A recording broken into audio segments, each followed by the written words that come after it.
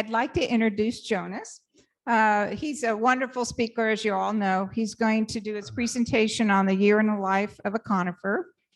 He has generously committed to spreading the gospel of bonsai through lecturing, writing, teaching, and his website, bonsaitonight.com.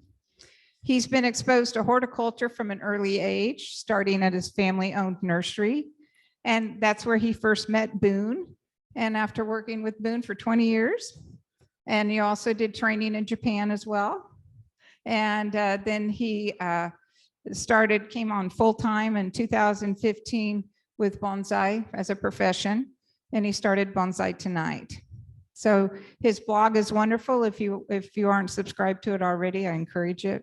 He wrote the little book of bonsai that Susan had here, and he and Eric Schrader are the founders of the Pacific Bonsai Expo, which I highly encourage everybody to go to. It's in November 8th and 9th, 15th, no, 15th, 13th. 12th, 13th. Something like that, 12th, 13th. It's in Oakland at the Bridge Yard, and it's gonna have, I think it's 80 trees? 70 trees that Bill Van Venus, Bjorn, and Ryan Neal got the pictures, and they selected the trees that were going to be in the exhibit. So it's going to be a very, very high class show. So without further ado, and encourage Jonas. Well, thank you. A lot of ways at looking at what happens in the year in a life for a conifer. One is, from our perspective, what do? We want our trees to be healthy. We want our trees to be beautiful. Please tell me what to do so I can make my trees healthy and beautiful. That totally ignores what the tree wants. The trees grow the way they grow because they, in all likelihood, evolved, unless some bonsai wand waver just said, grow like this, and they just happen to grow the way they do. And the tree has its own considerations. And to some degree, the more we know about those considerations, the better we can do for bonsai. But because I know you all are going to be more practically minded, I wanted to talk a little bit more specifically about some of the techniques that are relevant for conifers, some of the timings for those techniques, and then a couple tips for figuring out what I think is the important part. How do you know whether or not your tree needs a given technique? Or put another way, I think we all know the basics of when to repot or when to prune, but how do you know if your specific tree is a good candidate for a given pruning technique or a given repotting technique? And so we'll finish by talking about that. There will be plenty of time for questions throughout, so interrupt at any point. And I guess we'll be taking a break in a little bit to do our show and tell. The only other housekeeping before we get going is, as Dodie mentioned, Eric Schrader and I are hosting a bonsai party this fall, the Pacific Bonsai Expo. We have little mini flyers. If you're curious, come grab one. We'll leave them with the club. And it is a juried exhibit that some of your members here in the club will be displaying trees at this event. And so we are very excited about it. And we highly recommend you all come. We're going to have 25 or 30 vendors. So there's going to be a good shopping experience for everyone. And if all goes well, it'll be an absolutely fantastic exhibit. And so if you have any or a million questions about that, I'll happily answer all of them. Anything else before we get going? That one, great.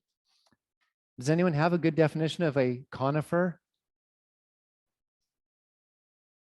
Cone-bearing tree, a gymnosperm, to harken back to high school biology. You got to talk fancy sometimes. And yeah, typically conifers are evergreen. There are deciduous conifers. An example would be something like a bald cypress or a larch. These are conifers that lose their leaves. So just because it's a conifer doesn't mean it keeps its green throughout the growing season.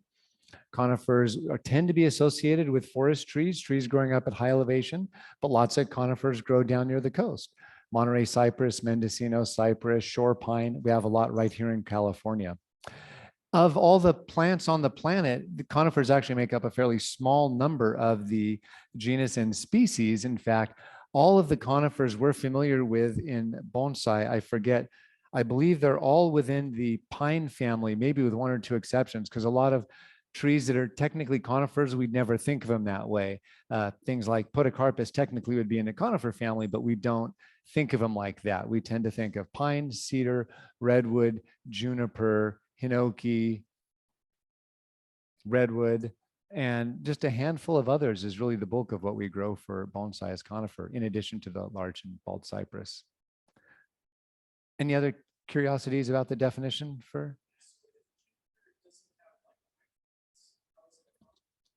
So junipers are a sex tree. You often see male and female flowers on junipers, and they actually have male pollen cones at the tips of the branches, and they're very tiny. Let's see if any of these have them. Yeah, a juniper pine. This is a juniper pine cone. I'll hand you one here.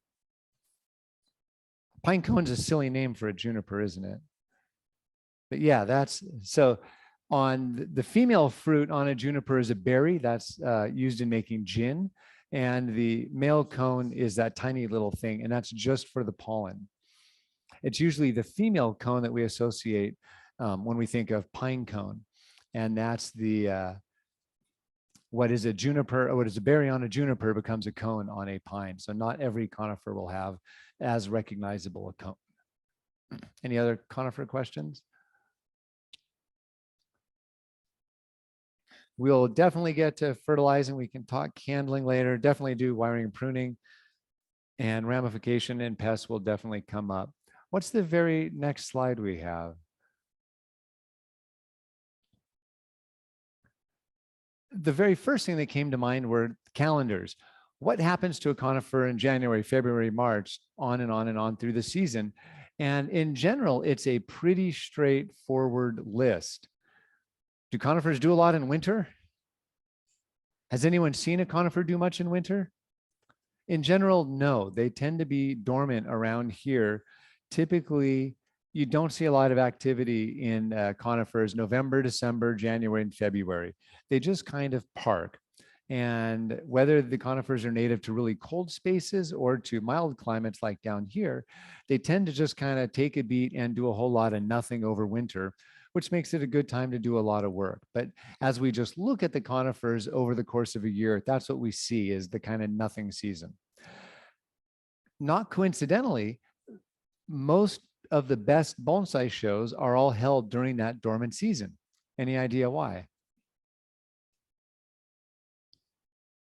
I see a lot of raised eyebrows. Some people are really curious about the answers.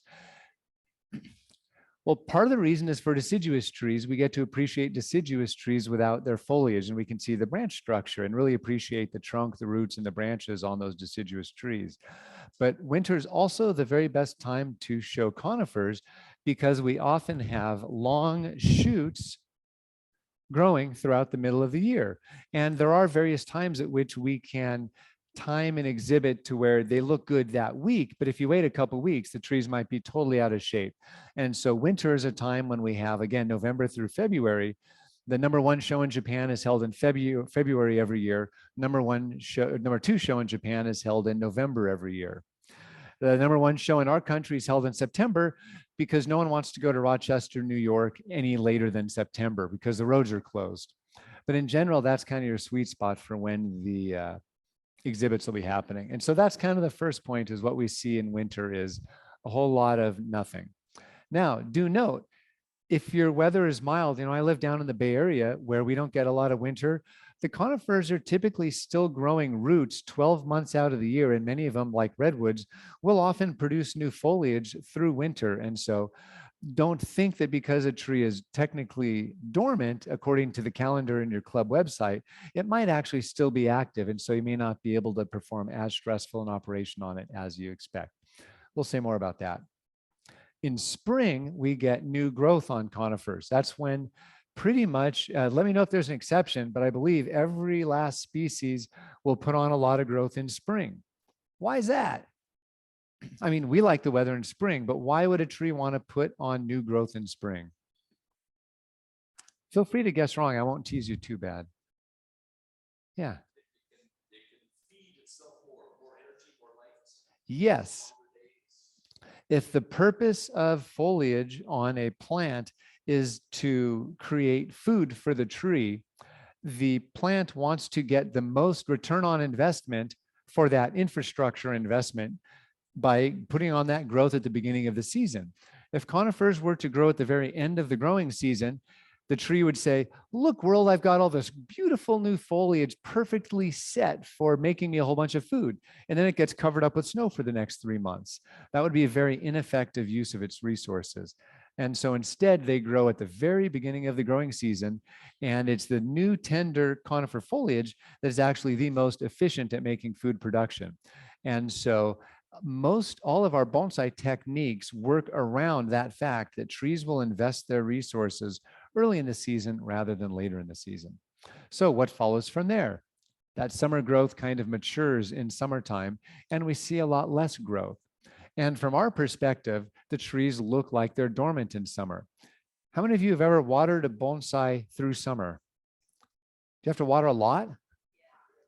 Why do we call them dormant in summer if they're taking up water like crazy? And so it starts getting us to ask the question, what do we mean by dormancy? And we'll talk about that in just a sec. But we don't see as much happening. Some species will grow all year long. Redwoods around here, they'll grow just like crazy up until, October, November, somewhere around there. But a lot of trees will take a break in summer, and it makes it a really good time to work on them. And then into fall is when we expect all of the conifers to stop growing for the season, and whatever state of growth they're at, they just kind of slow down and it just stops. And then we don't expect a whole lot from conifers over winter. So what does the year look like from the tree's perspective? What the tree thinks is, the sun's going to be low in the sky and or I'm going to be covered in snow. I have no way to make food. I better figure out a way to not spend any of my resources. And so I'm going to shut my system down, slow down all of the internal vasculature, like the equivalent of slowing down our heartbeats, and just kind of take a break all during winter. That's what the plant is thinking. And there's a lot of marvelous and fascinating mechanisms for how the trees go into dormancy and come out of dormancy in spring. If you're curious at all about that, I would recommend the 3 chapters in Michael Hagedorn's recent book, Bonsai Heresy. They provide a fascinating view of what it is that makes trees go dormant and what it is that wakes them up. If you're curious about that, I can answer very rudimentary questions on the topic. But that's how the tree thinks of winter. In terms of spring, it's thinking, now's my time. If I don't hurry up and make some new solar panels right now, this is going to be my only chance to build up the reserves I need to survive next winter. And that's how it looks at spring. Now, in summer, it actually isn't as dormant as we often think it is. The tree's actually making lots of investments of its resources in activities that are going to make it a stronger tree year round, not only during summer when it's really hot and the trees are often thirsty, but also helping it into winter. And we'll say more about that very shortly. And then in fall, as the days shorten and the temperatures fall, that's when we see the trees converting sugars to starches and tucking away in the cellular structure in various places. How can the tree store as much food as possible, knowing that photosynthesis will be limited that time of year? Any questions about any of that? I just made it up, so I don't know if anything. Next picture. So if, like me, you were flipping through volume 21 of the International Symposium on Conifer Studies that focused on bonsai. Actually, I wasn't even doing this. A friend of mine literally found this on Reddit. I think that's where this came from. But apparently in this wonderful city that I've had lunch in once, Bad Sveichenau, some wit person found a fascinating discovery. It turns out that in spring, we see conifers putting on lots of growth. And while the conifers are putting on lots of new growth, root growth comes to a complete halt. But during summer dormancy, when we see no visual growth, it turns out that root growth skyrockets and that conifers produce tons and tons of roots when we think the tree's doing nothing, when they are dormant to our eyes. And then in fall, when we tend to see that on and off growth in a lot of species that kind of perk up in fall, we get less root activity and a little more foliar growth. And then you see right before the spring growth, the trees actually test their waters by putting on root growth right before the new shoots open up. Anyone who's grown bonsai for a long time will be very familiar with this part of the chart, root growth, because that's the only time of year we see the roots when we repot. you're also going to be very familiar with the top half of this. What was news to me is that the tree is actually extremely active, and that's why the trees take up so much water, not just to cool themselves down, but it's part of the process that they allows them to create all these new roots. Now, I believe I don't even think they mentioned the tree, but I believe the species for this was actually, it was either mugo pine or short pine. Yeah. Oh, it's Savus, it says right there. Great. Yeah.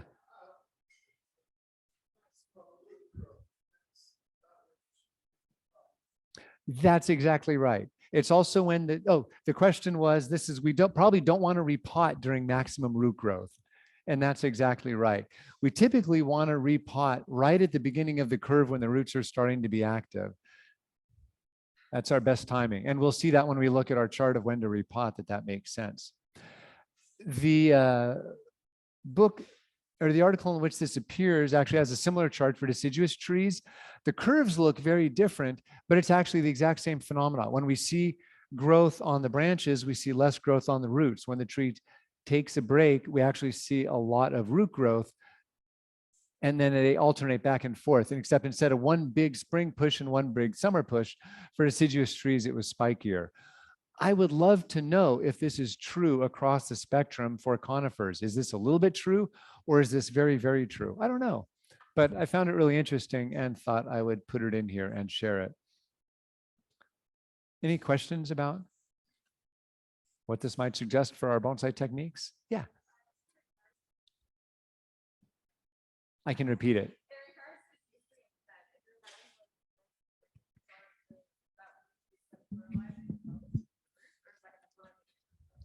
The question was, does this inform how we fertilize? Interestingly, in general, apart from specific fertilizing approaches that we take that support specific techniques, we want to be fertilizing our trees in the abstract throughout any of the active kind of growth modes. And the exceptions, we'll get to the exceptions to that as we have them on the chart. Any other questions about what this might mean for us? If I can track down the actual source of this, someone thought the article might actually be in German. And so we'll have to go, we'll see what we can figure out for that, but I'm very curious what we can figure out. All right, what do we have next? The chart. So I've passed around a copy of this. Most of you should get it. I don't know that I have enough. You can find it on the website. You'll notice that this chart, which was put together with the club in coordination with Peter T. Thank you, Peter. You didn't expect that, did you? No. You'll notice that there are some awesome patterns on this sheet. Go to the very next slide. For instance, you notice that every time it says cut and wire, it falls into a kind of two main categories because we're really cutting a loop in half. Starting in November, December, January, February, that dormant period, we see things like cut, thin, and wire, which makes all kinds of sense because the tree is not moving. It's kind of a stable target, and the tree is not investing radical resources. And so the tree doesn't care if at any point during those times we cut or wire the trees. It's just a really good time to do that. When the trees are growing really actively, we're much more likely to encounter tender foliage, which is much, much harder to wire without breaking. But you also notice there is a little zone right in the middle when, depending on the species, we encourage pruning or wiring of trees mid-year. Based on that big lump of growth, right as the spring growth is maturing, right when we're kicking off the root growth, we have a good window to prune right in the middle of the year. And that's why we do that work at the middle of the year. Now, do any of you have the question as much as I do, why don't we do pruning or wiring in this zone right here, spring? What are your guesses?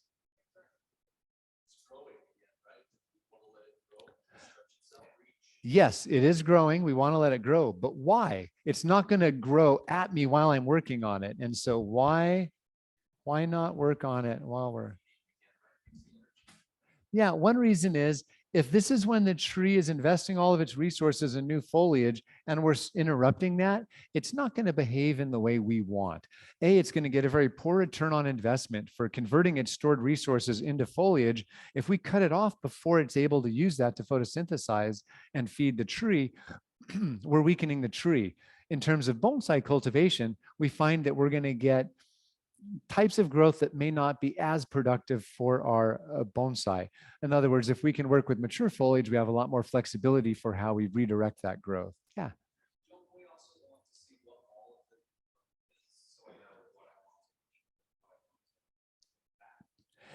The question was, don't we want to see what growth?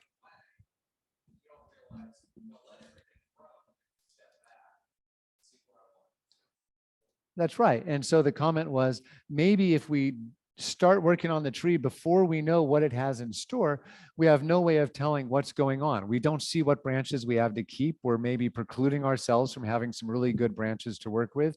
And we have one massively, we just don't have as good a way to gauge the vigor or health of the tree because we've literally interrupted it. And we've essentially taken all those resources and thrown them away. Now, there are some cases why that might be appropriate, like on a redwood, but for other species, we might want to really protect those resources while they're developing.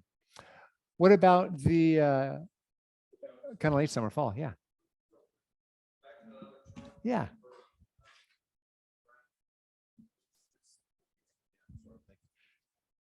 Cutting in the summertime, on the previous chart, does that impact, if you cut more or less, does that impact the root growth trend that you see adjacent to that?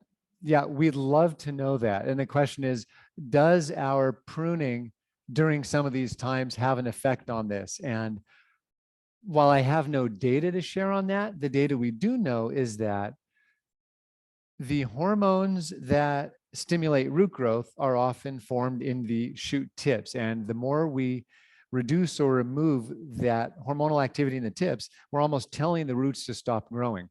So some pruning is going to be acceptable, but say if we radically take off all the branch tips, we're more or less telling the roots not to grow on some species. Some species are much more sensitive to that than others. Some things you can prune really, really hard in summer and they'll say, yeah, whatever. And other things will kind of go, that's just too much for me. So I would guess, yes, it does have an effect, but I don't know if reducing the foliage by half here cuts root growth in half. I don't know.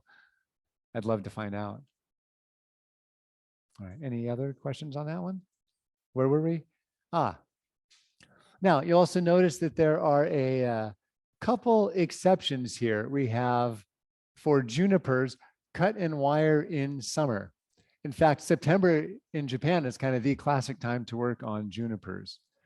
They happen to do really well, respond really well when we work on them in fall. They kind of wake up again after relaxing a bit in summer, and they can put on new growth and start recovering for any injuries that we do to the trees while working on them before they go into winter. So that is a very good time. Honestly, a lot of people work on junipers all year long. It just becomes a little more challenging when the junipers grow really quickly in spring. We're just a little bit more likely to injure the tree, especially if we're doing radical twisting and bending on the tree, especially if we're doing more aggressive work with lower technique. That's going to be a bad recipe. What's our other exception? We have for white pines. Now, to do a very brief talk about the pines, typically, all pines will grow one time a year in spring. If we cut off that growth on really vigorous species, we can get a second flush of growth during the year, sometimes even more than that, depending on the species. If we're not cutting off that spring growth, it's going to mature earlier, and that allows us to start working on it in summer. Typically, on a white pine like the one that Scott was showing us earlier, when the old needles start turning brown, that's the tree's way of telling us, hey, now's a great time to start working on me. The new needles are mature. I'm sloughing off the old needles. Come in there, remove the old needles, do your pruning, wiring, and start working on them. But you notice that those are kind of our primary exceptions. Beyond what I didn't highlight for redwood, there's this key phrase, pinch all year as needed. How many of you have really taken to heart how brutally onerous that task is when you have a redwood in training? Yeah. maybe every 2-3 weeks from roughly March, April through October. If you're not doing it that often, you're taking a teacher's advice who suggests the easy way out. There's a lot of different techniques to redwoods, and we'll talk about them more in a little bit, but yeah, they grow. They will keep you on your toes. They grow really, really fast and require a lot of work. So any questions about kind of the when and where to pruning and wiring in terms of the chart? If not, next slide. What are we highlighting here? Fertilizing. And so that answered your question about when to fertilize. The only time we don't do as much fertilizing is when the tree is dormant. Now, I will add to this, more and more, I have started leaving my fertilizer, whatever fertilizer I've put on late in the season, I'll often leave it through winter because it is so darn mild where I live in Alameda that a lot of the conifers are fairly active. I'm getting root growth throughout the entire season. And if I'm getting root growth, why not support that and fertilize? I've been doing that the last 2-3 years on the suggestion of a friend of mine who's apprenticing in Japan right now. And what have I found? It's a great way to keep pines green through winter. It's a great way to get new growth much later in the season, and it really helps the trees perk up in spring quickly. It's a little bit colder where most of you live up here in Sacramento, so that might have absolutely no benefit at all for you all. But I mention that in case there are other interlopers like me who live where it's a little more mild in winter. All right, I think I have one more of these. Let's see. Yes, repotting. Conifers are pretty straightforward. We want to repot our conifers right before they start growing. We saw on our chart with the loops that we get a little bit of root growth right before we see the shoot growth. And if any of you have more trees than you have time to work on, you've probably learned that you're much better off starting to repot early than starting late and just telling yourself, no, really, I'll finish it all. And when you start pruning early, you might find that you're getting root growth pretty early in the season. I was going to say, Eli, you probably don't know when you're starting to see root growth in Auburn yet, but you'll probably be learning that pretty soon. Yeah. What's the best repot? Bonsai soil is the best soil to use when repotting.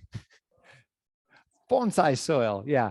Lots of people have different recipes for it, but I will say in general, the most popular recipes are akadama-based soils for conifers. And there is a bag of akadama in the raffle tonight. And there are lots of different kinds of akadama. There are different sizes, colors, hardnesses, and there are a lot of different ingredients we can mix with our akadamas. The most popular two in this country are typically going to be scoria, aka cinder, aka lava rock, or pumice. You can do just lava and akadama, just pumice and akadama. But akadama-based soils are kind of the basic choice around the world, at least for mature bonsai, trees that look like bonsai. For really young trees, you can use all kinds of different mixes for your bonsai. This has been growing in 100% lava rock for the last 2 years. And my trees are now growing twice as fast in it. Go figure. And so I've done experiments for probably 20 years on using different kinds of soil, and I'm still feeling like I'm figuring it out, but there's a lot of wonderful things about akadama. And so for mature trees, akadama; for young trees, whatever, perlite, cocoa coir, fir bark mulch, and pumice, lots of mixes can work really well for young trees. In fact, akadama will slow down growth in young trees. So don't think akadama is optimal at every stage. Yes. I said that it's a common ingredient in mixes that have akadama for mature trees, and it can be used either by itself or with something like an organic ingredient on young trees. Dodie. I have a question with the use of lava with a small tree here in Sacramento. Do you think that's recommended? Definitely, I would recommend it. Okay. Now, if trees dry out too quickly, there are a couple different ways to deal with that. You can either add ingredients that retain more moisture or use a smaller particle size. Both of those are totally accepted. The third option is to stand there with a hose and water 4 or 5 times a day. That is often less desirable. But yeah, if you use a slightly, maybe an unsifted lava that has a whole bunch of different sizes in it, I think it'd work just fine here. Has anyone done much experimenting with 100% lava rock up in this area? Well, I'll trick someone into trying it and we'll see if it actually works or not. Yeah. No, they're kind of geologically cousins, but they are distinct. The lava rock we see around here is typically red. The pumice is typically white. The bubbles or air pockets in pumice are often closed, whereas the bubbles or air pockets in lava rock are often connected to each other.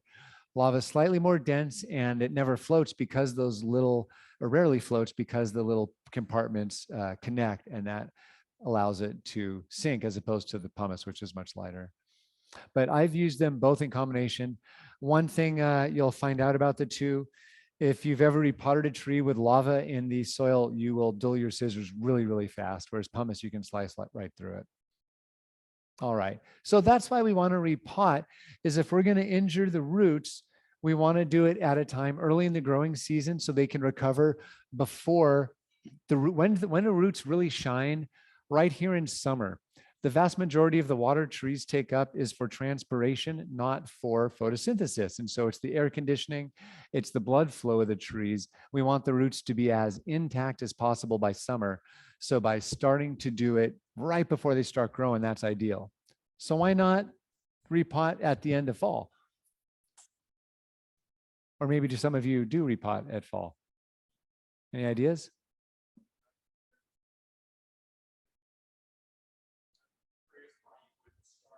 Earlier. There's two reasons why we might not want to start repotting earlier. One is just the very pragmatic, a tree will be less, or it'll be more susceptible to damage from frost if we repot earlier in the season. We would rather have as much root as possible and have that whole root ball be solid and intact for freezes. It helps the tree withstand that. And if anything, we have to be careful of late season frost. You get a little bit of frost here. If you live up in higher elevation than Sacramento, you'll deal with a lot more frosts.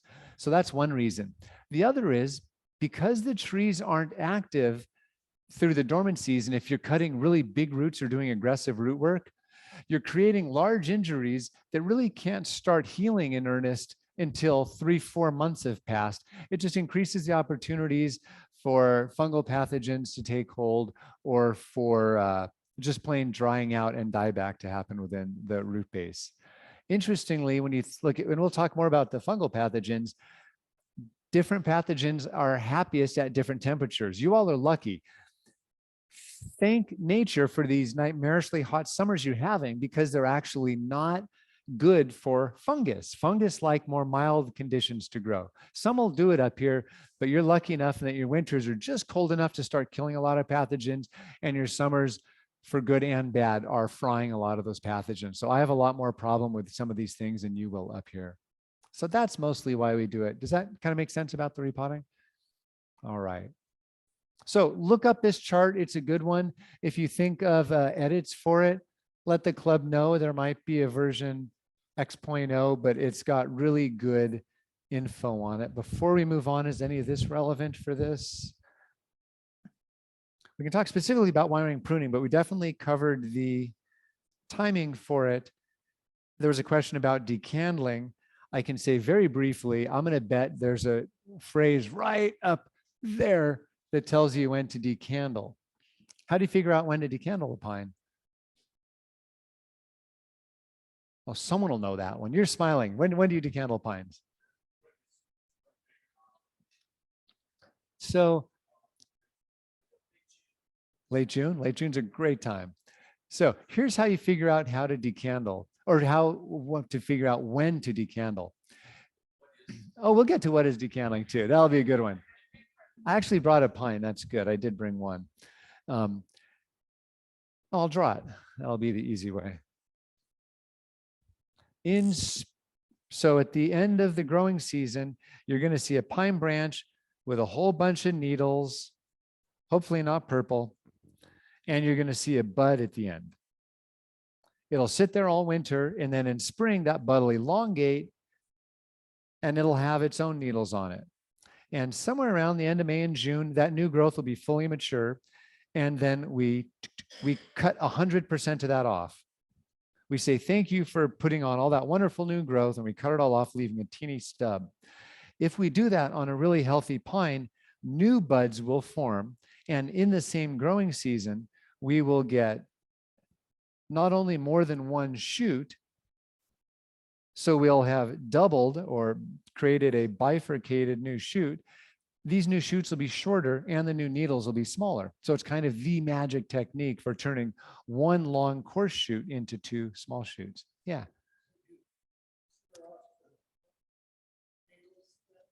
Yeah, there's a couple different times to clear off old needles. Fall is a good time to remove old needles.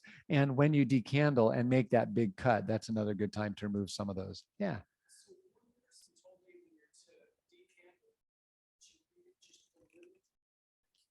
Yes. 100% definitely leave a little bit of that tissue. If you don't leave a tiny bit of tissue there, it's actually not even decandling, because you need that little bit of a stub where there's some tissue where what are known as adventitious buds can form. If you get rid of that stub completely, you might get a needle bud, and that's a bud that starts growing at the base of every pear. If we were to zoom way in on a pair of pine needles, and there's a little papery bundle at the bottom called a fascicle. Every single species of pine that I know of actually has the ability to produce a bud out from in between the two or more pairs of needles down there. And that's called a needle bud. If we cut all of that tissue off, we're not going to get any of that wonderful compact growth. But if we're lucky, we might get some needle buds. Say more.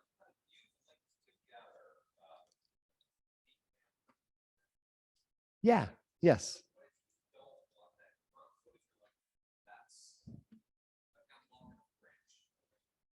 Well, so you have to have a heart-to-heart with the tree and tell it to stop growing. Because if you're going to get new growth on pines, you're going to get a big shoot in spring, and you can decide whether you want to turn that big shoot into a small shoot. If you don't want two shoots, cut one of them off in fall. And so that's really the big thing, is you're going to get the growth. It's more a matter of, do you want to get smaller needles or bigger needles, smaller shoots, smaller internodes, or larger internodes? And that's why it's such a great technique for that. So the original question was, why do we decandle when we do? If you decandle a little bit earlier in the season, say in May, that gives this shoot more time to grow. It might grow a little longer, and these needles might get a little bigger. If we decandle later, say today, if I decandle a pine today, this branch might be a lot shorter and these needles might be shorter. Here's how that works. If we've got a pine branch and we cut off that bud right there, the day we make that cut, we're starting a stopwatch. How many days are left in the growing season? If you decandle on July 1st, that gives us till August 1st, September 1st, October 1st, roughly November 1st, 4 months of the growing season. It happens to be about right. If we decandle a month later, we only have 3 months. That's 25% less time to grow. If we decandle early, that's 20%, 25% more. And so it seems like a very subtle difference, but it can make an enormous difference to the size of these shoots. Why do we care? Well, if you have a really big pine, you might want to have bigger branches on it. If you have a really tiny pine, you want to keep it compact. And the only way to really know how to do that is if you kind of keep track, just decandle at any random day. One year, ask your teacher, when should I decandle? Do whatever the teacher says. And then in fall on November 1st, that's how you grade your paper. If it's too small, decandle earlier next year. If the growth is too big, decandle later. So it's a wonderful mechanism you can use to kind of self-correct and make your pines look better over time. But I grow a lot of pines, so I'm biased. Jonas, can you explain the difference between decandling and breaking candles on the white pine? Yes. So when we have this shoot, let's start with a nice clean example. So if we have a pine in spring, so say over winter, we have a candle that's about 1 inch long. In February, March, April, somewhere in there, that's going to start elongating. If you don't need a big long branch right there, you can actually break that off and shorten it. As long as you're keeping some little tiny stubs of needles, you get some new growth right there. And it's just a way of bleeding off some extra energy. Some landscape people do all of their training simply by breaking off the candles, and that's all they do. We typically don't do that for bonsai. We want there to be needles, but we want to keep enough of a branch so that when it's decandling time, we take that all off and then we can do our normal decandle cut. Any other pine related questions? Yeah. The pine needle that you had a seedling coming out of. Not Can a you take a- seedling, but a shoot, A new a shoot. new bud. Yeah. Can you do that? Will it root? That's a great question. Can you root that bud? Can you root any of these buds is really the question. In general, it's very hard to grow pines from cuttings. Pretty much all nursery production of pine is done from seed or from grafting. They just don't take, it can be done, but it's a low percentage take. I know a guy that can take a young seedling, or actually he can take this little tiny tissue with little tiny stubs coming out of it. He can actually cut that off and root that, but I don't know if anyone can root these little guys. Probably someone out there can. All right, any other pine questions? Fertilizer we get to. So before we actually go on, we can, oh, actually, yeah, now we can get to the fertilizing question. When we're looking at our big charts of when the trees grow, if we're going to take a lot of growth away from the tree, we need to fertilize before. If you're going to do a lot of pruning at this time of year, you're going to need to do a lot of fertilizing in fall. If you're going to cut off 100% of the new growth on your pine in June, you need to start fertilizing here. And if you're going to prune here, you need to start fertilizing there. In other words, for something like a black pine, that's heavy fertilizer March through October. When don't we want to fertilize all the time? When we're not decandling. So that's going to be our white pine category, right? Yep. Ponderosa pine, Jeffrey pine. We don't start fertilizing until very late in the season. Why is that? Or go ahead. I was just gonna ask, what type of general fertilizer do you recommend for conifers? Pretty much whatever you're using in the garden in general. You can use solid or liquid, organic or inorganic.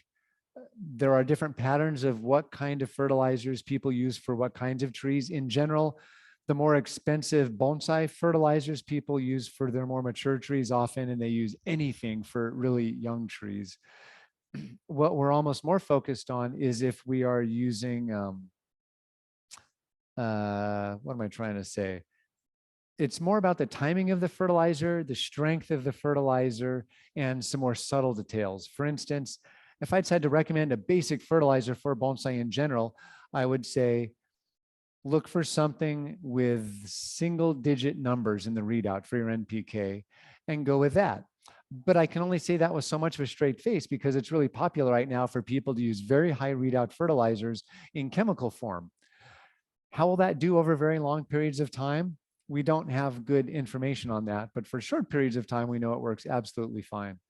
I have used many different fertilizers over the last 30 years I've been growing bonsai, and you can see I've got Osmocote on this tree. I've been doing liquid fertilizer on that tree. A customer had organic fertilizer on that one. So just on this table, there's a bunch of different approaches on there.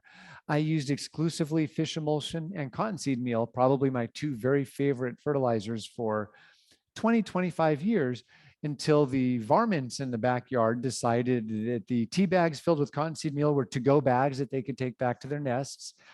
And the fish emulsion was attracting raccoons and other things to dig up all the grubs under the soil. So after what I thought was a perfectly acceptable approach to fertilizing for literally over 2 decades, I've had to completely reinvent how I fertilize my trees, and I'm not happy with any of the alternatives since then.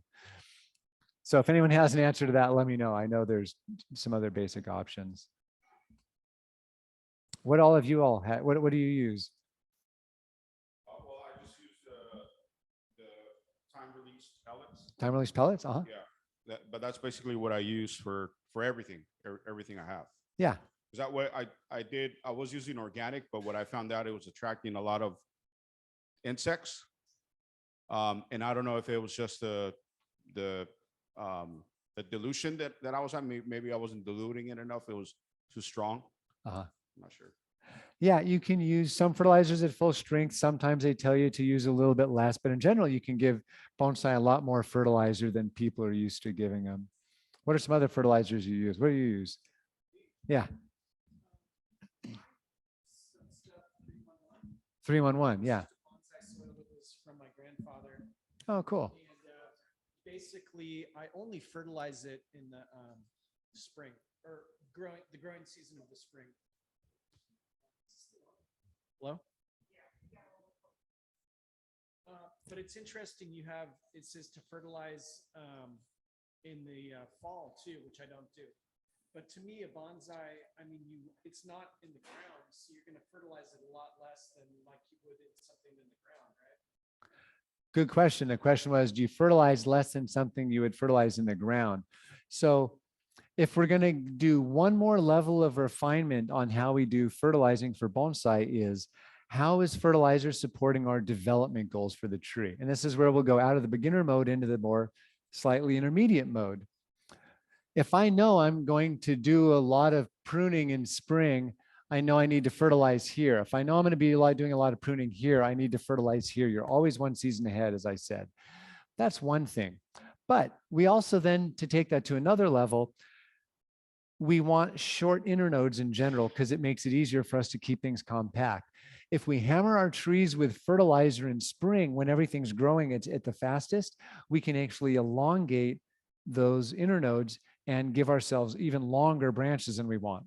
In the case of a black pine where they all get cut off, not a problem. We're cutting it all off. In a juniper, you don't really notice internode length, not a problem. But you'll notice that for our friends, where did it go? Here we go. Cedars and spruce. They in general put on growth one time a year in spring, and we fertilize a little bit later for those because we don't want to get super elongated shoots. So talk to your teacher about that for any specific tree. If you have a question, let me know. The basic approach is if you're going to fertilize one time a year, make it fall because that'll help to give the trees the resources they need to grow in spring. If it's a young tree, fertilize it all year long. And if you're getting fancier than that and you have a more mature tree, then you'll probably already have an idea when you may want to hedge things a little bit. Yeah. Jonas, do you increase the frequency of fertilizing in the summer when you're watering more and maybe diluting the fertilizer, or you're actually releasing more fertilizer when you water? I'm watering twice a day in this extreme heat. That's actually a really good question, is do I change my fertilizing frequency based on the watering? You're watering a lot more when it gets hot. Depending on the type of fertilizer you could use, that could deliver a lot more load of fertilizer. So let's say I have either organic cottonseed meal or chemical osmocote on the surface of the soil. Every time I water, some of that's going to wash into the soil. Lava and pumice can't hold on to fertilizer, so it's just going to wash right through. Akadama can hold on to fertilizer and make that available for the roots to grab at a given point. So yes, as your watering frequency increases, solid fertilizers will deliver a lot more. And that works into your equation. If it's a species you're fertilizing heavily, you don't worry about it. If you're trying to pinpoint your fertilizer control, then you take that into consideration. On a black pine, you'll notice there's a break in the fertilizing bar in June and July. In general, we want to give it a boost, then give it a break, and then give it a boost again. Why give it a break in the middle of the season? You don't want the candles to be too vigorous? Say that again, Dodie. You don't want the candles to grow too vigorous? Right. If one of the whole points of decandling a pine is that we want to turn really big, long branches into shorter branches, the last thing we want to do is just load the tree up with tons of extra nitrogen, which will blow out and elongate those shoots. And so we tend to take a break in the middle. But that's the basic approach. If the tree's on the weak side, you can keep fertilizing through that. If it's super duper strong, I might not fertilize again until the very end of the season. Yeah. On using 9-month osmocote. On using what kind of osmocote? 9-month. Oh, the 9-month Osmocote? So one fun thing about time release fertilizers are is they come with a date on it. Replace every X number of months. I don't believe any of these fertilizer manufacturers take the bonsai watering frequency into consideration when they do that. I don't know how much. Is that the Osmocote Plus that they're going 9 months these days? Do you remember which one? You could probably assume that it'll mostly be gone in half that time because you're watering so frequently compared to spreading the ground. Bob?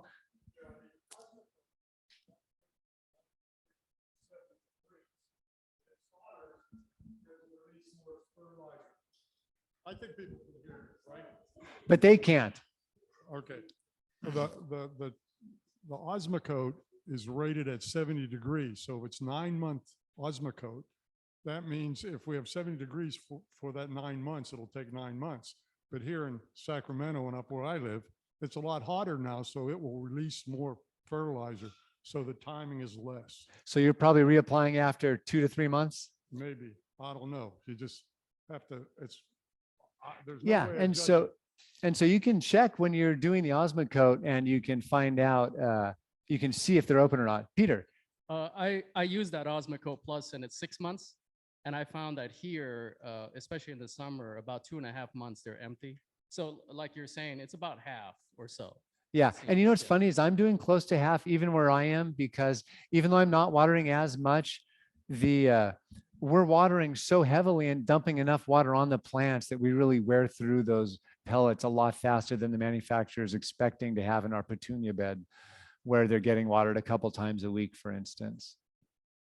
And that 72 degrees is a good tip, Bob, because when does it say to stop fertilizing? Pretty much after we've left the 72-degree zone. Now, where I live, it could be 72 degrees on Christmas. I might be golfing on Christmas. You just don't know where I live. And so that's why I keep the fertilizer on, because it's warm enough to kind of keep delivering. Does that help for the fertilizer a little bit? All right, what's the next slide? We're almost at break time, I bet. So why would I? Oh, pests and fungal pathogens. There's kind of no break for that one. Every day of the year, it's kind of on you to be looking for insects and other signs that something might go wrong. We'll cover all that after the break, but different kinds of pests will present at different times of the year, and we'll talk about when you want to look out for what things. Next. And so let's just get back to this after the break. Tree health. So far, we've kind of covered a year in a life at a very explicit level. In other words, what are the things we associate with different months? And I know that for me, one of the big challenges has always been, great, I know I do this kind of pruning then or this kind of repotting then, but do I need to do that for my tree? And so I brought some trees we can use as examples, and I brought some kind of visual aids for the kinds of questions I ask myself when I have a given tree. Just because the chart says to do it, does that mean I have to do it at all, or when it says, or am I better off taking a break? And so there are a bunch of different times of year when we're going to check for different signs in our trees. My favorite activity in bonsai is repotting, because it's the only thing that we do for the tree. Everything else we do during the year, we do to flatter ourselves.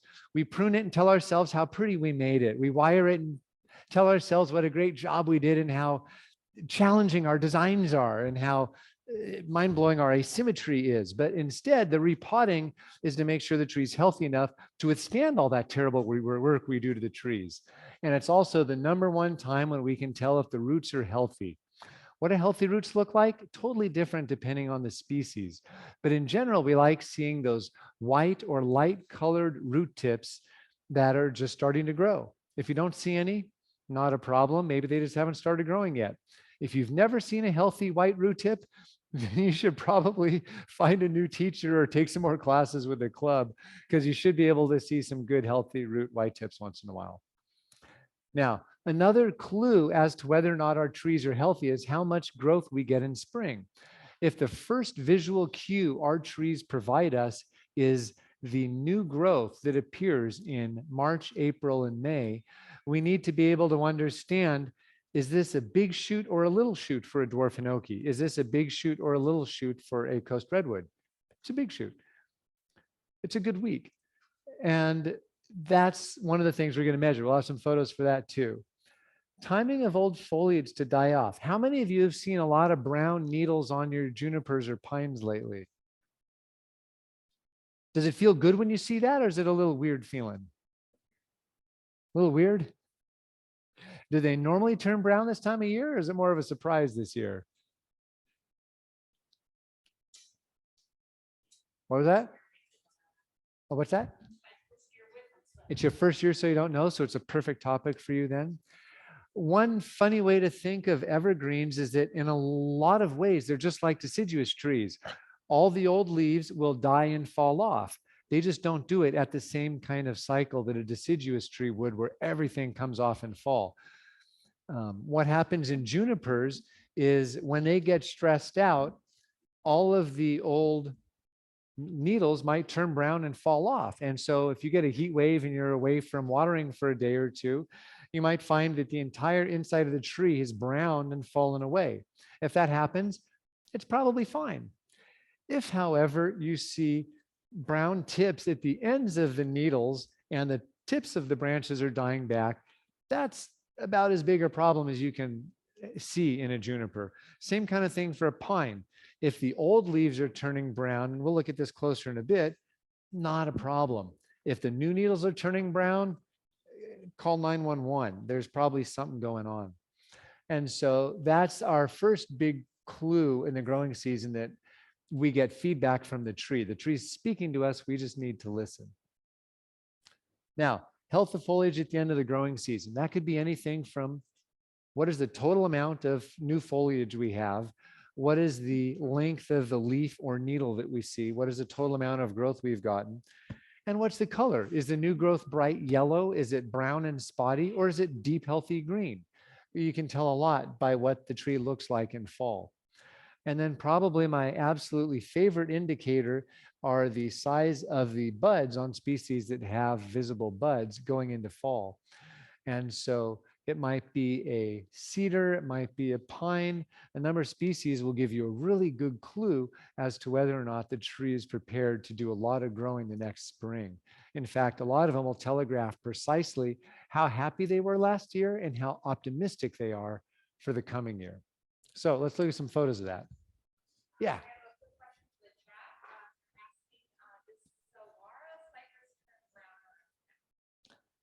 Yes. If the saguaro cypress turns completely brown, it's dead. I'll assume that's not the case, but they do have a more bronzy character. And sometimes even the new leaves can get that kind of bronzy color. If the old leaves are turning brown, no problem at all. And hopefully that's what's happening. Yes, Mary.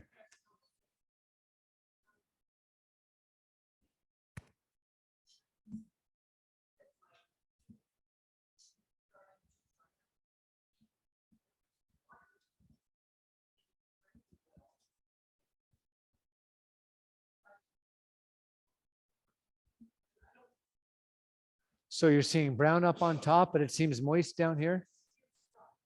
Oh, it just feels dry. Does the color seem right on your juniper? And is it a needle type juniper that's pokey, or is it one of the soft junipers? It's a bounding juniper. So the very first thing that comes, so lots of things can turn yellow or can turn junipers yellow or kind of dry feeling. The most common is just basic low health, whether old soil, not enough fertilizer, improper watering. Those are your three most likely culprits for a less than lovely color cast to your foliage. One thing really scares me that it could be, and that's spider mites, because spider mites can turn things, can provide that discolor in the foliage, and they're a hassle to deal with, and we'll talk about them in a second. So those would be my first four guesses without seeing it.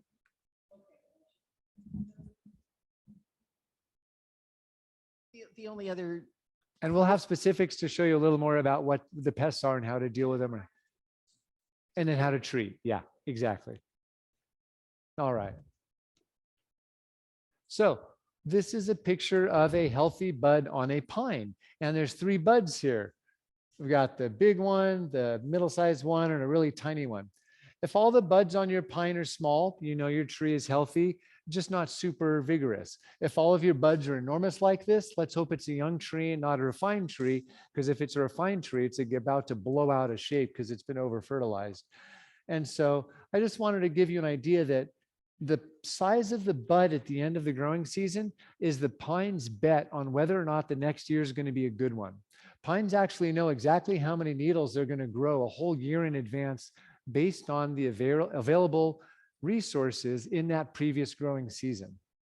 For bonus points, the length of the needles indicate how healthy a pine is during that given year. So if I took this picture today, I would say the needles are long, 2022 is good. The tree thinks 2023 will be a good year. The number of needles that grow in a given year, this is the bonus, that tells you how healthy the tree was the previous year in 2021. So black pines are kind of fun because you can read them like a book. You can tell, is the health accelerating or is this health decelerating? And often, if you can fill in the blanks on the care you've been giving it, you can tell with one glance whether your trees are going in the right direction or whether they need help. All right, next picture. So junipers are a little different because we have less of a distinct concept of a leaf. A leaf on a juniper is actually every little cellular segment you see is technically a leaf on a juniper. And these leaves kind of stack on each other. And that's what gives us what we just call this kind of foliar mass, or as some people call it, the more broccoli look. Is this tree healthy? Yes, it's healthy. We know it's healthy because it's green. Is it vigorous or vigorously growing? I'd say no. Look at the next slide. This tree is slightly more vigorous than that one. So go to the next slide. What we're looking for is when you have growth that instead of being this compact, dense stuff, you start seeing these elongated shoots that are leaving the basic silhouette. That is a sign of increased vigor, especially in a young juniper. And then go to the next slide. This is a vigorously growing juniper. And so I have found when you have a juniper that looks like this one, it can actually take 3 or 4 years for it to catch up with this one. So when I'm growing large batches of junipers,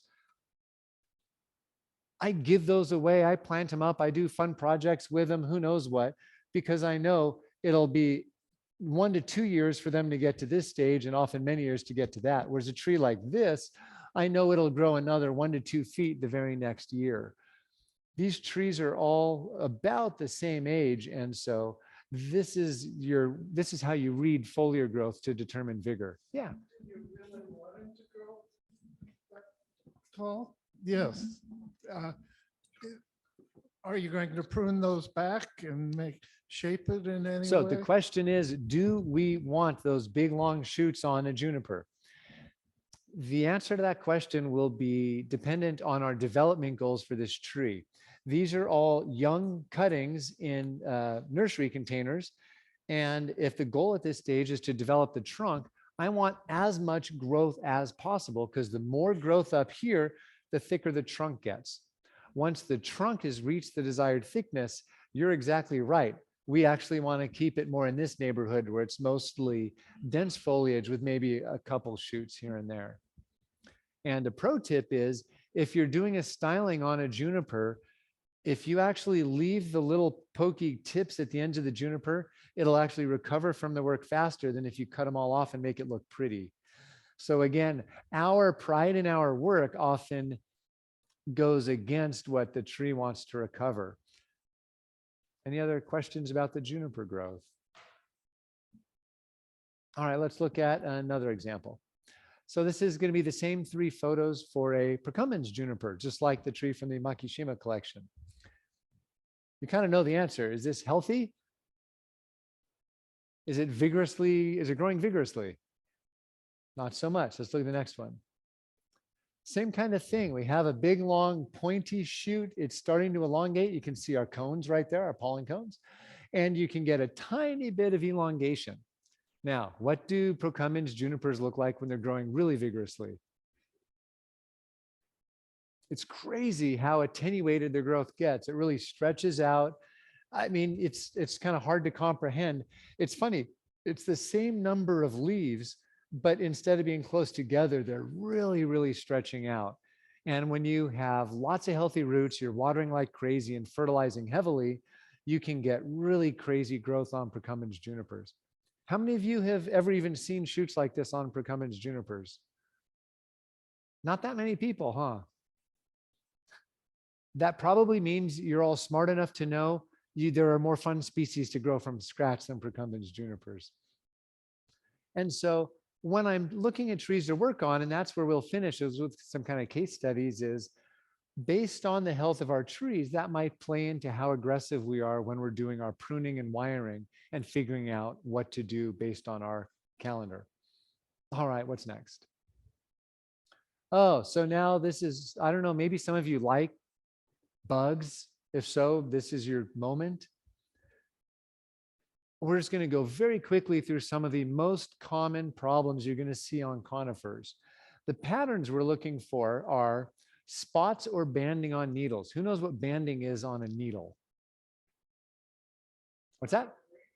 Yeah, it's a ring around the needle. So if we have a pine needle, actually I could just draw it right here. If we have a pine needle and there might be a little discoloration on the tree. And sometimes you'll actually see very specific patterns. Maybe there'll be a discoloration at the exact same spot on every needle on the whole tree. Very bad sign. You have a pathogen if that's the case.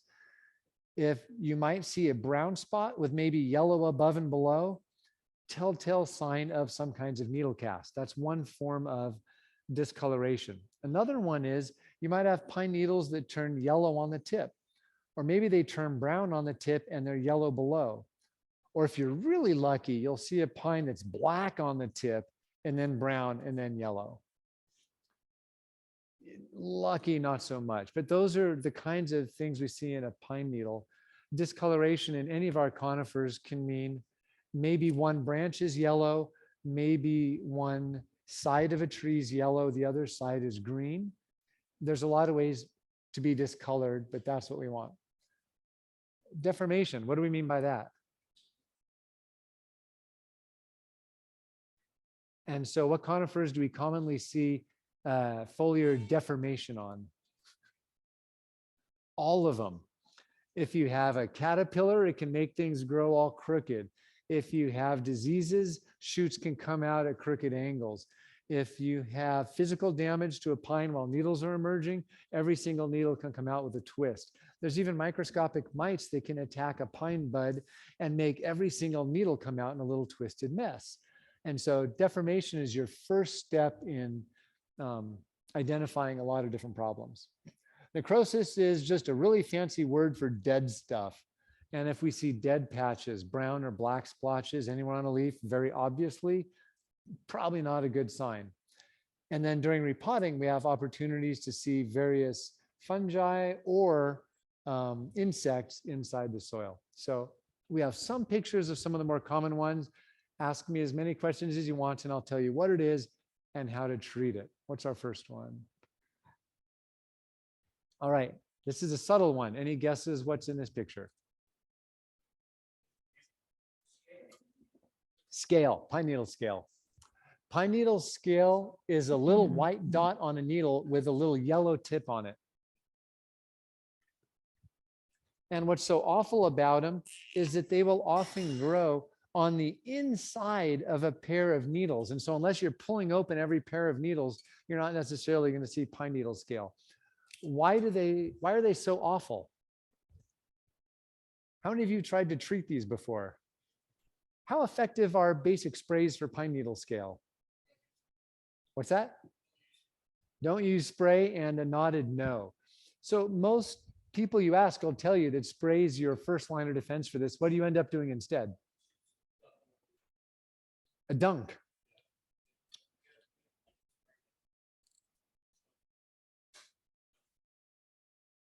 If it's a small tree, you can dunk it. If it's a really big tree, that'd be a huge vat of chemicals.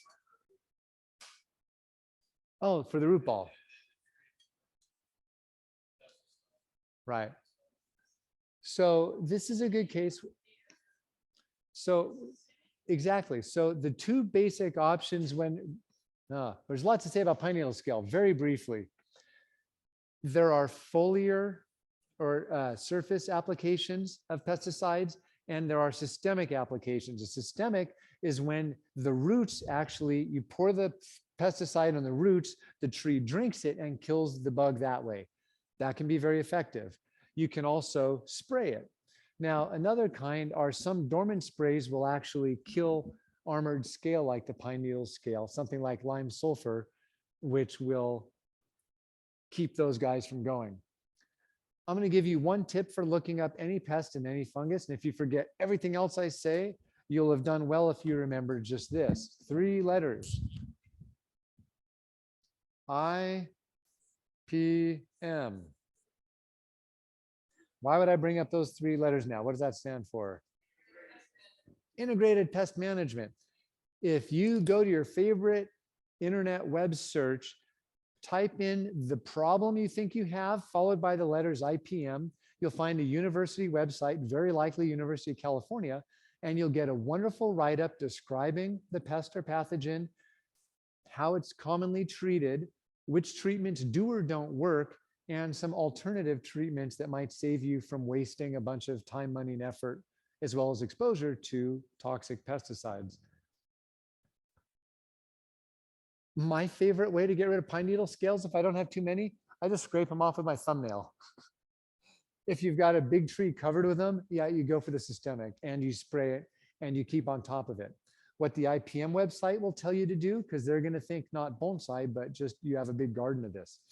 They're going to say an armored scale will never move. Once they attach to a needle, they stay there forever. They're going to have babies. When those babies are running around, they're very easy to kill. That's when you spray.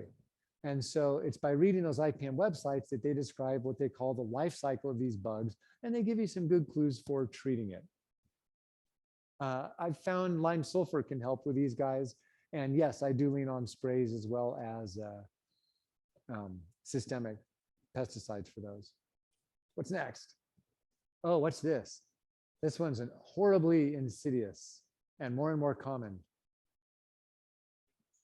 Juniper scale. And why are juniper scales so awful? These little tiny white dots are juniper scales. The treatment, the diagnosis, everything's exactly the same as for pine needle scales, except these are super duper tiny. Some of them are nearly microscopic. You're not going to pick those off with your fingernail. And systemic and spray treatments are your best bets.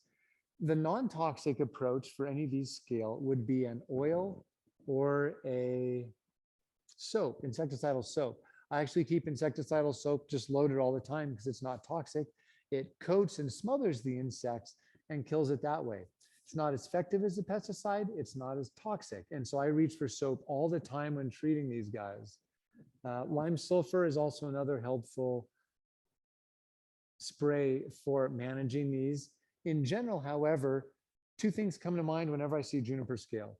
Number 1, your tree is probably too dense. Procumbens junipers and Shimpaku type junipers are very prone to these guys. And if your tree is overgrown, it's like an 80 or 90% chance you have bugs on the inside. If trees are properly thinned and you get good sunlight into the interior of the tree, much less likely to have these. So number 1, keep your trees appropriately thinned by doing the right annual maintenance, and that'll help. Number 2 is, if your tree's sick for any other reason, it's more likely to become infested like this. Right, any juniper scale questions? And yes, feel free to go home and look for these when you get home. Yeah.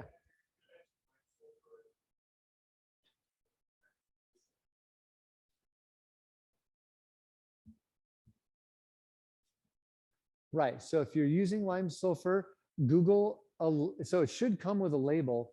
And if for whatever reason you have lime sulfur and no label, Google lime sulfur label, make sure the concentration is the same and do what they say there. And the reason I mentioned the pine needle scale is it'll say X tablespoons per gallon for aphids for this or for that, and then twice as much for pine needle scale or juniper scale, because the armored scales have the waxy coating, which kind of repels the spray. Next. All right. Some of you may have seen at the base of pine needles, these are hugely blown up. White crusty stuff. What do you think that might be? There's two different insects that can make that white crusty stuff in there. What's that? That's a third. Yeah, it could be a woolly aphid. Those are usually really big, but yeah, when they're small, woolly aphids will look just like that. What's another one? Mealybug, like the woolly aphid. Those are even bigger. The big, huge armored dinosaur looking things can do that when they're really tiny. If it's like really, really full, it could be mealybug, but less likely to see on pines, but it can happen. What's another one? Those are the two common on any plant in the garden in general. The woolly aphids and mealybugs are your kind of 1 and 2 options when you see white fuzzy stuff. Adelgids is one of them. And there's another one called Kermes, which I've seen almost no reference to, but my dad swears it's actually a thing. I guess there was a clue up there in the corner. And adelgids you tend to see when, so it's like, it's an aphid-like insect that kind of chews and sucks on the sap and they create that waxy coating. You typically see it when the trees are kept too moist. Maybe it's in a shady spot or maybe too much moisture on the foliage. Getting this tree proper sun, thin it out properly, that's usually enough to take care of it. They respond pretty well to basic sprays. And the IPM website will tell me if that's wrong. What's next? Oh, I love this one. I hope you never see this one. How many of you have seen this one? And you say it without a smile. How did you treat the root aphids?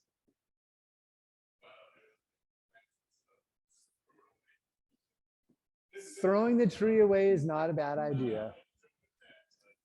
So if there's one root aphid here, don't throw it away. Yeah. I might have thrown that tree away because that had it pretty bad. There's two kinds of white fuzzy things you can see in the roots, and this is really common, particularly for pines in this area. Actually, there's three things it can be. You can either have root aphids, bad. You could have mycorrhiza, which is a symbiotic fungus, which is good, or you can have any of a million other different kinds of fungi, bad. How do you know which are which? You probably don't. If you look really, really closely, sometimes you can see little tiny dots. And if those dots are moving around, that's root aphids. If the dots are clustered on or around the individual roots, that's root aphids. If, however, it's web-like material that connects between the roots and it's softer or spongy, more likely to be fungus. If it has a beautiful, pure white to it, that's more likely mycorrhiza. If it's yellow, that's more likely a benign fungus. If it's black, brown, or darker yellow, that's a fungus of debatable merit.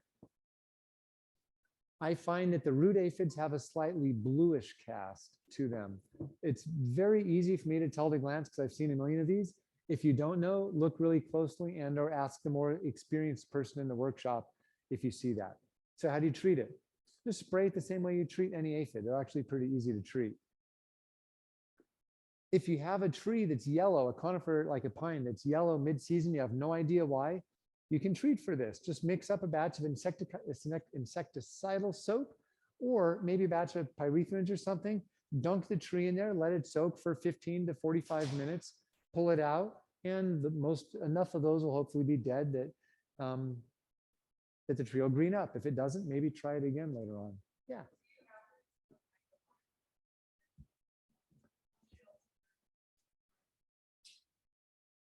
So the question is, does that hurt the microbiome? The pesticides will typically hurt things that are susceptible to pesticides, not necessarily the beneficial fungi.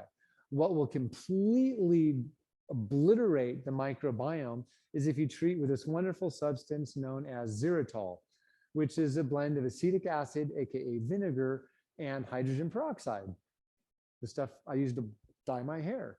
And it kills all of the good and bad fungi in the roots, which can be good if you've got a lot of bad stuff in there. However, when you've got the microbiome down to nothing, bad stuff can move in as easily as good stuff. Now, does anyone actually know what we mean when we say microbiome, or does it sound like we're hippies? Does anyone have any idea what the microbiome refers to for bonsai? Micro, small biome, sphere of life. It's just all the stuff that lives in the pot. And a lot of people have written about how the more robust the organisms and the greater the diversity of organisms within the microbiome, the healthier the tree is going to be, the better its immunity, the greater the tree's ability to withstand attacks from various pathogens or pests.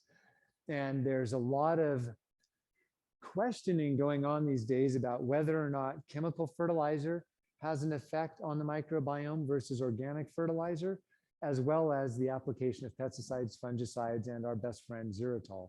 Xylitol is used for killing the fungus that grows in the pipes in greenhouses. Super useful for stuff like that.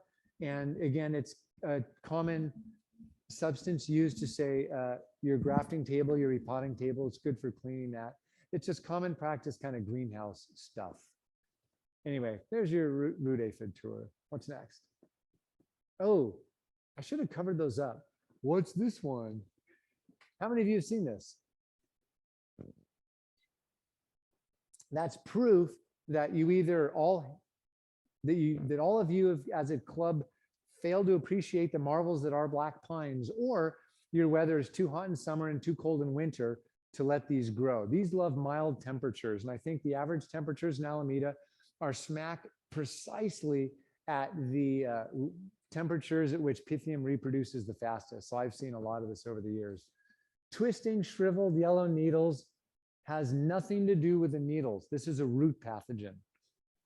And it's related to a fungus. It's technically a water mold. I believe it's an oomycete. I'll let a sciencey person tell me how to pronounce that. It's this bizarre little small object that attacks the roots and kills the roots off. If you send this to a lab, they won't find anything wrong with that. If you send them a sample of the soil, they'll find Pythium. And so, having fought Pythium for many years, I now know that good soil and not overwatering is a great way to avoid Pythium. So there's your 1 second lesson. If you're looking for a fungicide to take care of that, it's really simple. Nothing available in a nursery treats Pythium, but really, really expensive fungicides do great against it. Something like Subdue, the stuff that costs $250 a quart, oh, it works like a charm. It's just really pricey. So I'm glad you don't deal with that one. What's next?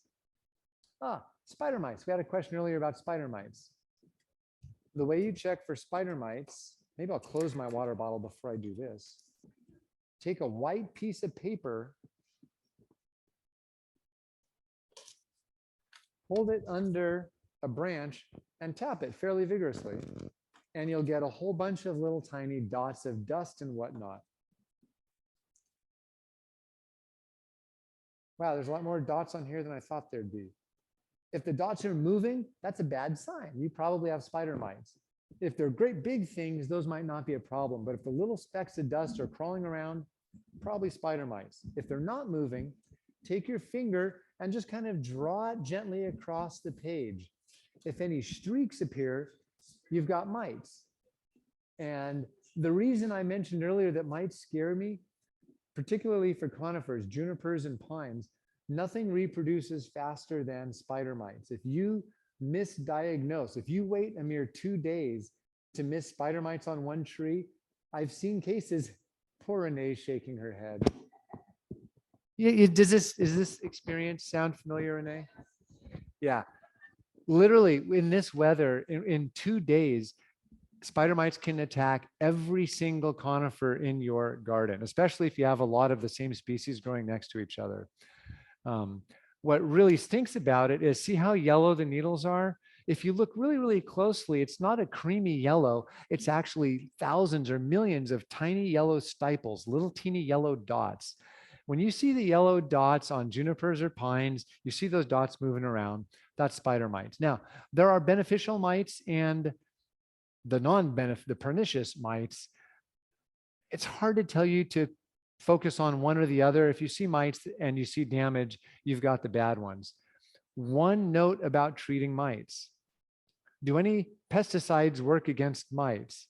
Do any insecticides work against mites?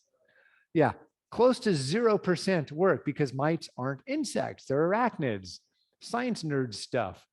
So if you put on your favorite, word Kathleen go, your Bayer, a 3-in-1, if you treat mites with Bayer, you've successfully killed everything that eats the mites and the mite population will explode.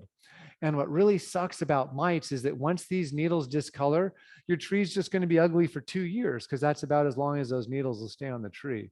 So I get scared with them. Oils work, soaps work, but I kind of don't mess around when I see mites because I've got table after table of these conifers that are susceptible to them. Oh, so anyway, that's the short and the long of the mites. Any mite questions? Yes, Mary.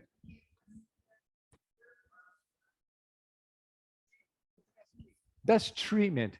So the best treatment is prevention. I didn't mention overhead watering actually helps a lot to keep mites away. And when are mites happiest? Hot, dry, windy days. When that weather gets brutal, don't go fishing all day that day. Stay home that day and water in overhead water. Extra overhead watering is going to make an enormous difference. But if you happen to find it and do need to treat it, I would recommend, I would do what the IPM websites say, and they will probably tell you soaps, oils, and miticides. And so the one lesson there is before you spray anything you bought, check the label and make sure the pest you're looking for is listed on the label and apply it at the rates they recommend. Yeah. When I first see the sign of that pest, I just water vigorously the foliage with a hard spray. And that seems to I can control them that way. Yeah, if you don't have a bad infestation, that's a great tip. A lot of people will just put like the jet spray on their hoses and they will blast the daylights out of it. And you actually can knock a lot of them off and they're not all going to be able to crawl back on there. And so if you blast them off regularly, you can do that. Now, depending on how precious a tree is and how strong your fire hose is, that may or may not be a good advice, but at the right pressure, you can do a really good job knocking that off. In fact, it's not a bad idea in general to do a relatively vigorous watering. Mites are something that some of you may deal with on a perennial basis.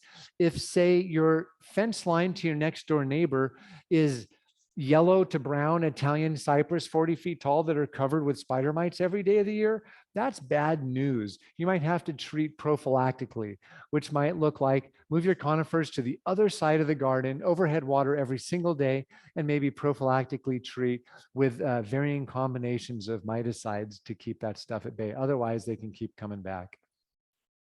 All right, what's next? Oh, what do you all think this problem is? I said needle cast, but it's to remind me to talk about needle cast. Any guesses as to what would make a pine needle look like this?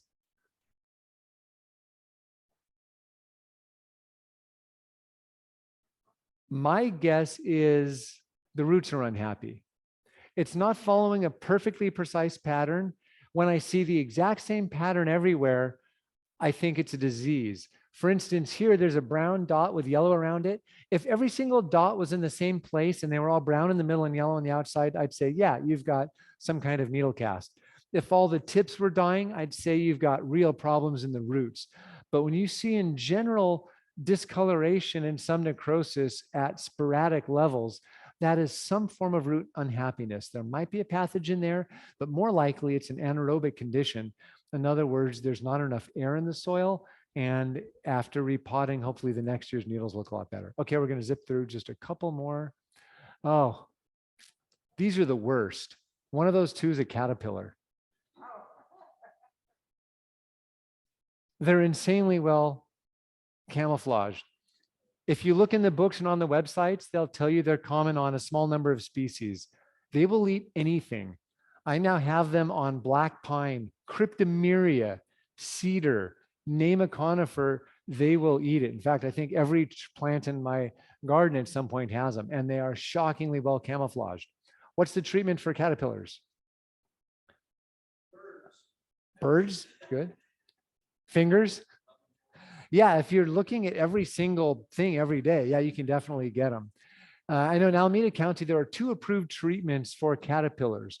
One is called BT, Bacillus thuringiensis. The other one is spinosad, which is in Captain Jack's Dead Bug Brew. I just wanted an excuse to say that. What's so cool about BT is it's actually a bacteria that only is effective if you spray the leaf with BT. The caterpillar eats it and ingests it, and it actually turns their insides to stones, and they kind of tear themselves apart. It's kind of freak show gruesome, but at least it's a non-toxic substance. And so if you have bad caterpillars, in other words, if you see lots of moths hanging around, you might want to consider getting some BT. Is there anything else?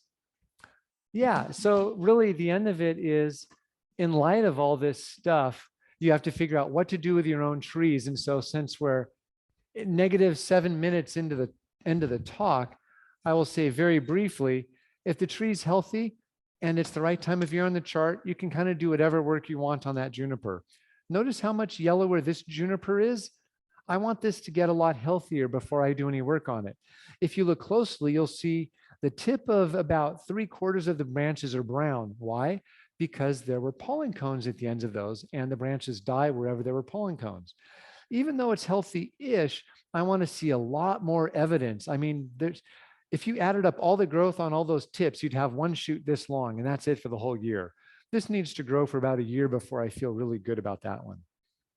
This is a Seka hinoki, a dwarf hinoki. When you see them start to elongate, they're very happy, safe to work on them. Big long shoots on juniper with a wonderful green color, very safe to work on the tree. I think you can guess this is a fairly good sign that this redwood is healthy. And we'll go into some other time why some of these branches are so tiny and some of them are so big. And the last one, does this look like a good candidate for decandling and doing a whole bunch of work on it? Or does it look like take a break? Take a break. Yeah, at most I'd want to go in and pull off the brown needles. And so it's funny, is most of these trees were actually customers' trees until recently, and I'm taking care of them now, and I'm just fine to let them sit. So there's no box on that calendar we looked at that tells you what to do for these trees, because the answer for this tree is do nothing but water and fertilize. The answer for this tree, water and fertilize. Make sure they get good sun, make sure there's no insects. These here, these we just do exactly what the chart said because they're healthy, and that's why we looked at the healthy branches. Same thing here. We're about to pull the ticket right now. This one's ready to be worked on.